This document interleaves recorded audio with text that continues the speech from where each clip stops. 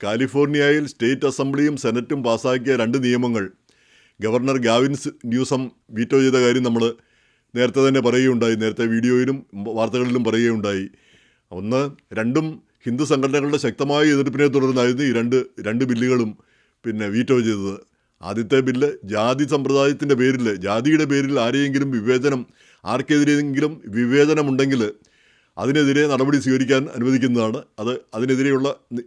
അതിനെതിരെയുള്ള ബില്ലായിരുന്നു അത്. രണ്ടാമത്തേത്, അതിനെതിരെ പറഞ്ഞിരുന്ന ഹിന്ദു സംഘടനകൾ പറഞ്ഞത് ജാതി സമ്പ്രദായത്തിനെതിരെ, വിവേചനത്തിനെതിരെ ഇതിനകം നിയമങ്ങളുണ്ട്, വേറെ ഒരു പ്രത്യേക നിയമം വേണ്ട. ഈ നിയമം വന്നു കഴിഞ്ഞാൽ ഹിന്ദുക്കളെ ആക്ഷേപിക്കുന്ന രീതിയിലായിരിക്കും, ഹിന്ദുക്കളുടെ മാത്രം ഒരു പ്രാക്ടീസാണിതെന്ന് വരും. എന്ന് മാത്രമല്ല അവരെയെല്ലാം ടാർജറ്റുകളായി കണക്കാക്കപ്പെടുന്ന ഒരു അവസ്ഥ വരും എന്നാണ് പറഞ്ഞത്. അതിൻ്റെ പേരിൽ ഏതായാലും ഗവർണർ അത് വീറ്റോ ചെയ്തു. രണ്ടാമത്തെ ബില്ല് ഈ അടുത്തിടയ്ക്കായിരുന്നു. അതായത് ട്രാൻസ്നാഷണൽ റിപ്രഷൻ, അതായത് മറ്റു രാജ്യക്കാർ ഇവിടെ അമേരിക്കൻ പൗരന്മാരെ ആക്രമിക്കുന്നതും പീഡിപ്പിക്കുന്നതും കൊലപ്പെടുത്തുന്നതും അങ്ങനെയുള്ള കാര്യങ്ങൾ അതനുവദിക്കാൻ പാടില്ല. അതിനെതിരെ പോലീസിന് ട്രെയിനിങ് കൊടുക്കണം. കാരണം പോലീസ് എങ്ങനെയാണിത് സംഭവിക്കുന്നത്, ഏത് രീതിയിലാണ് ഇത് വരുന്നതിനെപ്പറ്റി മുൻകൂട്ടി മനസ്സിലാക്കാൻ വേണ്ടി പോലീസിന് ട്രെയിനിങ് കൊടുക്കണം എന്നായിരുന്നു നിയമം. ഈ അസംബ്ലിയും സെനറ്റും പാസ്സാക്കിയ ബില്ല് അതും ഗവർണർ വീറ്റോ ചെയ്തു. അതിനെതിരെയും ഹിന്ദു സംഘടനകൾ ശക്തമായിട്ട് വാദിക്കുകയുണ്ടായി. ഇതിന് പറഞ്ഞത് ഇപ്പം തന്നെ അതിനാവശ്യമായ നിയമങ്ങളുണ്ട്. ഈ നിയമം പാസ്സായി കഴിഞ്ഞാൽ ഈ വിദേശ ഗവൺമെൻറ്റുകളുടെ ചാരന്മാരെന്ന് പറഞ്ഞ് ഈ ഇന്ത്യക്കാർ, പ്രത്യേകിച്ച് ഹിന്ദുക്കൾ, അവരെ നോട്ടപ്പുള്ളികളാക്കും, അവർക്കെതിരെ ഇത് ദുരുപയോഗം ചെയ്യും എന്നാണ് അവർ ശക്തമായിട്ട് ബാധിച്ചത്. അപ്പോൾ ഈ 2 നിയമങ്ങളും അങ്ങനെ നിയമങ്ങളല്ലാതായി മാറി. ഗവർണർ അല്ലെങ്കിൽ പ്രസിഡന്റ് ഒപ്പിട്ടാൽ ഓരോ നിയമവും നടപ്പിലാവുകയുള്ളല്ലോ. ഇനി സമാനമായ ഒരു നിയമം, മറ്റൊരു നിയമം ജോർജിയയിൽ ഇപ്പോൾ പാസ്സാക്കാൻ പരിഗണനയിലുണ്ട്. ഈ സെനറ്റിൻ്റെ പരിഗണനയിലുണ്ട്. SB 375, SB 375 അതാണ് ബില്ല്. അത് ഹിന്ദു ഫോബിയയുടെ പേരിൽ ആളുകൾ പീഡിപ്പിക്കപ്പെടുകയോ അല്ലെങ്കിൽ അവർക്കെതിരെ വിവേചനം ഉണ്ടാവുകയോ എന്തെങ്കിലും കാര്യങ്ങൾ ഉണ്ടാവുകയാണെങ്കിൽ അത് തടയുന്നതിനായിട്ട്, അതിനെതിരെ അന്വേഷണം നടത്തുന്നതിനും നടപടിയെടുക്കുന്നതിനും വേണ്ടിയുള്ള നിയമമാണത്. അപ്പോൾ അത് ഹിന്ദു സംഘടനകൾ ആ നിയമം എങ്ങനെയും പാസ്സാക്കാൻ വേണ്ടി ശക്തമായി രംഗത്തുണ്ട്. അപ്പോൾ അതിനെതിരെ നമ്മളാരും ഇതിനെപ്പറ്റിയൊന്നും അറിയുകയില്ല. അപ്പോൾ ഇത് ജനശ്രദ്ധയിൽ വന്നതിൻ്റെ ഒരു പ്രധാനപ്പെട്ട കാരണം, ഈ പിയേറ്റർ ഫ്രെഡറിച്ച് എന്ന് പറഞ്ഞൊരു വ്യക്തിയുണ്ട്. നമ്മൾ വിചാരിക്കും ക്രിസ്ത്യാനികൾക്കിടയിൽ ആക്ടിവിസ്റ്റുകളും പൊതുവിൽ ഈ ക്രിസ്തു മതത്തിൽ ആളുകൾക്ക് മറ്റ് ക്രിസ്ത്യാനികൾക്ക് അടി കിട്ടിയാൽ ക്രിസ്ത്യാനികളൊക്കെ സാധാരണ മൈൻഡ് ചെയ്യാറേയില്ല. അവർക്ക് 2 എണ്ണം കൂടെ കിട്ടേണ്ടതുണ്ടായിരുന്നു എന്നുള്ള രീതിയിൽ കണക്കാക്കുന്ന ആളുകളാണ്. ഇപ്പം നൈജീരിയയിൽ ക്രിസ്ത്യാനികൾ കൊല്ലപ്പെടുമ്പോൾ കേരളത്തിൽ കുറച്ച് ആളുകൾ ഒച്ച വെക്കാറുണ്ട്. അതിൻ്റെ പ്രധാനപ്പെട്ട കാരണം അത് നൈജീരിയയിലെ ക്രിസ്ത്യാനികളോടുള്ള സ്നേഹം കൊണ്ടല്ല, മുസ്ലിങ്ങളെ ഒന്ന് കൊച്ചാക്കി കാണിക്കാനും അവരെ ഒന്ന് ആക്ഷേപിക്കാനും കിട്ടുന്ന ഒരു അവസരം പാഴാക്കണ്ടല്ലോ എന്ന് കരുതി മാത്രമാണ്. അതാണ് സാധാ ക്രിസ്ത്യാനിയുടെ ചിന്താഗതി. അടി കിട്ടുന്നവരെ കൊണ്ടോട്ടെ, അവർക്കതിന് അവകാശമുണ്ട്, അത് ആവശ്യമുണ്ട് എന്നുള്ള രീതിയിലുള്ള ആ ഒരു ചിന്താഗതിക്കാരാണ് മിക്ക ക്രിസ്ത്യാനികളും. അപ്പോൾ അങ്ങനെ അല്ലാത്തൊരു ക്രിസ്ത്യാനിയാണ് വാസം പറഞ്ഞാൽ ഈ പിയേറ്റർ ഫ്രെഡറിച്ചിനെ ഒരിക്കൽ ഈ UN മുന്നിൽ ക്രൈസ്തവ സംഘടനകൾ പ്രകടനം നടത്തുമ്പോൾ കാണുകയുണ്ടായി. അന്ന് ഇന്ത്യയിലെ ആക്രമണങ്ങൾക്കെതിരെയാണ് അന്ന് പ്രതിഷേധം നടന്നത്. അവിടെ അദ്ദേഹം വരികയുണ്ടായി, അദ്ദേഹം പ്രസംഗിക്കുകയുണ്ടായി. അദ്ദേഹം ഏത് സഭക്കാരനാണെന്ന് അറിഞ്ഞുകൊണ്ട് അദ്ദേഹം പറയുന്നത്, ക്രൈസ്തവരെല്ലാം നമ്മളെല്ലാം ഒന്നാണ്. നമ്മൾ പല നാടുകളിൽ നിന്ന് വന്നവരായിരിക്കാം, പല ആളുകളായിരിക്കാം, പല ഡിനോമിനേഷനുള്ളവരായിരിക്കാം, പക്ഷേ നമ്മളെല്ലാം ഒന്നാണ്. നമ്മൾ ആക്രമിക്കപ്പെടുകയോ അല്ലെങ്കിൽ പീഡിപ്പിക്കപ്പെടുകയോ ചെയ്യുമ്പോൾ നമ്മൾ ഒന്നിച്ച് നിൽക്കുകയും ഒന്നിച്ച് ആ പീഡനത്തിനെതിരെ ശബ്ദിക്കുകയും ഒരു ക്രൈസ്തവ നിലപാട് അതിൽ സ്വീകരിക്കുകയും വേണമെന്നാണ് അദ്ദേഹം പറഞ്ഞത്. അപ്പോൾ അതനുസരിച്ച് പ്രവർത്തിക്കുന്ന ഒരു വ്യക്തിയാണ് അദ്ദേഹം. നിരന്തരം എഴുതുകയും അതുപോലെ തന്നെ പുസ്തകങ്ങൾ പ്രസിദ്ധീകരിക്കുകയും ആക്ടിവിസ്റ്റായിട്ട് ഓരോ സ്ഥലത്തും ചെല്ലുകയും ചെയ്യും ക്രൈസ്തവ പീഡനം അല്ലെങ്കിൽ ക്രൈസ്തവർക്ക് പ്രശ്നം നേരിടുമ്പോൾ. അപ്പോൾ ഇവിടെ ഈ അറ്റ്ലാന്റയിൽ കഴിഞ്ഞ ദിവസം അദ്ദേഹം വന്നതിൻ്റെ ഇമെയിൽ അദ്ദേഹം അയക്കുകയുണ്ടായി. അതിൽ അദ്ദേഹം പറയുന്നത്, ഈ നിയമം വന്നു കഴിഞ്ഞാൽ ഹിന്ദു ഫോബിയ ആ നിയമത്തിൽ കാണുമ്പോൾ വളരെ നല്ലൊരു നിയമമായിട്ട് തോന്നും. പക്ഷേ അതിൽ ഒളിഞ്ഞിരിക്കുന്ന പ്രശ്നങ്ങളെ പറ്റിയാണ് അദ്ദേഹം പറഞ്ഞത്. അദ്ദേഹം പറയുന്നത്, ആരാണ് ഹിന്ദു എന്ന് നിർവചിച്ചിട്ടില്ല. അല്ലെങ്കിൽ എന്താണ് ഹിന്ദുയിസം എന്ന് നിർവചിച്ചിട്ടില്ല.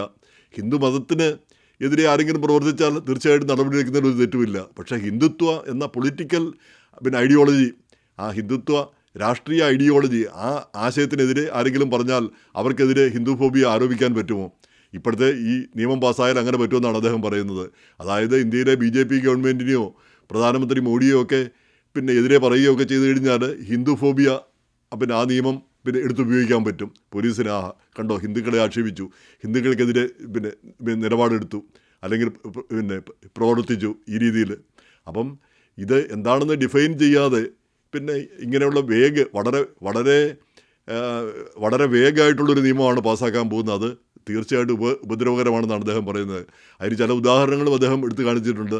ഇപ്പം എമറി യൂണിവേഴ്സിറ്റിയിൽ ഒരു കമ്പാരിറ്റീവ് റിലിജിയൻ പഠിപ്പിക്കുന്ന ക്ലാസ്സിൽ ഹിന്ദു മതത്തിലെ കാസ്റ്റ് സിസ്റ്റത്തെ പറ്റി പറയുന്നു.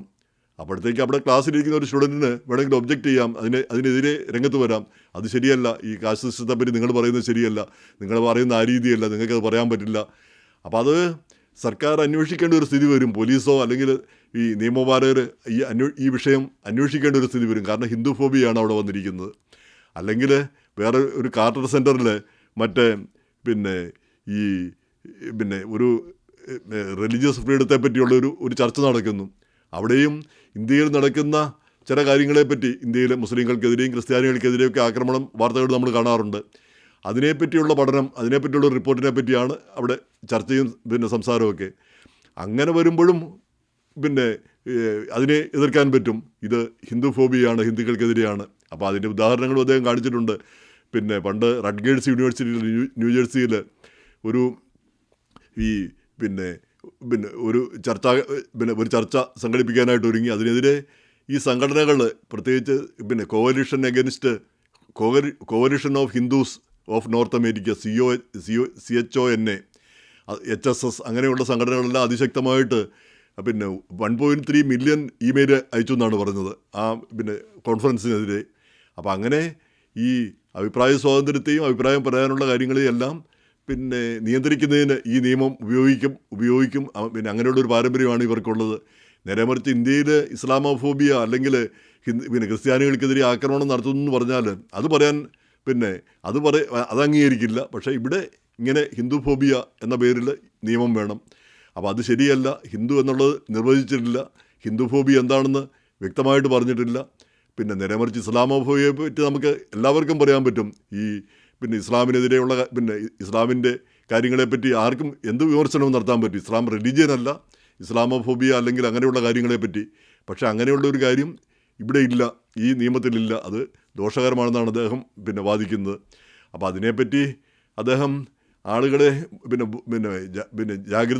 ബോധ്യപ്പെടുത്താൻ വേണ്ടിയിട്ട് പല സിറ്റി കൗൺസിലുകളിലും പോയി. അപ്പോൾ കഴിഞ്ഞ ദിവസം അറ്റ്ലാന്റ സിറ്റി കൗൺസിലിൽ ചെന്നു. അത് സിറ്റി കൗൺസിലല്ല ഇത് പാസ്സാക്കുന്നത്, ഇത് സെനറ്റിലെ ബില്ലാണ്. പക്ഷേ സിറ്റി കൗൺസിൽ ഒരു പ്രമേയം പാസ്സാക്കണമെന്നുള്ളതാണ് ഇദ്ദേഹത്തിൻ്റെ പിന്നെ ആവശ്യം. ഈ നിയമത്തിനെതിരെ ഇങ്ങനെയുള്ള പിന്നെ ദോഷകരമാണ് ഈ നിയമമെന്ന്. അപ്പോൾ അന്നേരം പിന്നെ CHONAയും അതുപോലെ തന്നെ HSS വഹിച്ച 2 സ്ത്രീകൾ അവിടെ വന്നിരുന്നു. അവർ ഇദ്ദേഹത്തിനെതിരെ ആക്ഷേപിച്ചു എന്നാണ് അദ്ദേഹം പറയുന്നത്. ഇദ്ദേഹം ജോർജിയക്കാരനല്ല, അത് ശരിയാണ്. പിന്നെ അതുപോലെ തന്നെ ഇത് ഈ തെറ്റിദ്ധാരണ പരത്തുകയാണ്, ഇല്ലാത്ത കാര്യങ്ങൾ പറയുകയാണ്.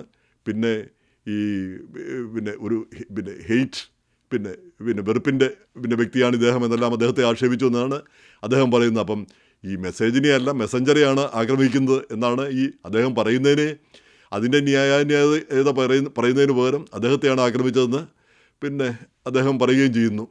എന്തായാലും ഈ നിയമം പിന്നെ സെനറ്റിൽ പരിഗണനയ്ക്കാണ്. അത് പാസ്സാക്കുമോ എന്ന് പിന്നെ ഇനിയും വ്യക്തമല്ല. പക്ഷേ ഹിന്ദു സംഘടനകളെല്ലാം ഈ ബില്ല് പാസ്സാക്കാനായിട്ട് ശക്തമായിട്ട് രംഗത്തുണ്ട്. കാലിഫോർണിയയിൽ അവരെ പാസ്സാക്കരുതെന്നായിരുന്നു, നിയമം നടപ്പാക്കരുതെന്നായിരുന്നു. ഇവിടെ ഇപ്പം ഈ നിയമം പാസ്സാക്കാനും ഇത് നടപ്പാക്കാനും അവർ രംഗത്തുണ്ട്. ഇതാണ് മനസ്സിലാക്കേണ്ട കാര്യം.